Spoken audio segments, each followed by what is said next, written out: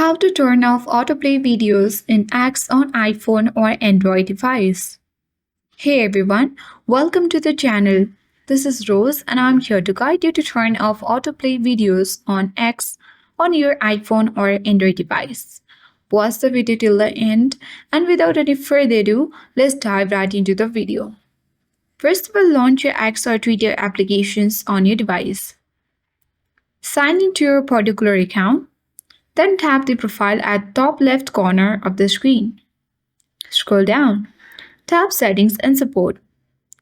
Open Settings and Privacy option. Scroll down and select Accessibility, Display and Languages option. Now locate Accessibility at top of the screen and tap on it to proceed.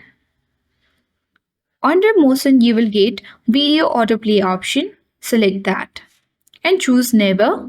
Once you do that, you will successfully turn off autoplay videos on your X on iPhone or Android device. So do watch the video till the end and hope this video helped you. If you are new to our channel, hit the like button and subscribe for more tech and tips videos. Thank you for watching and see you in the next video.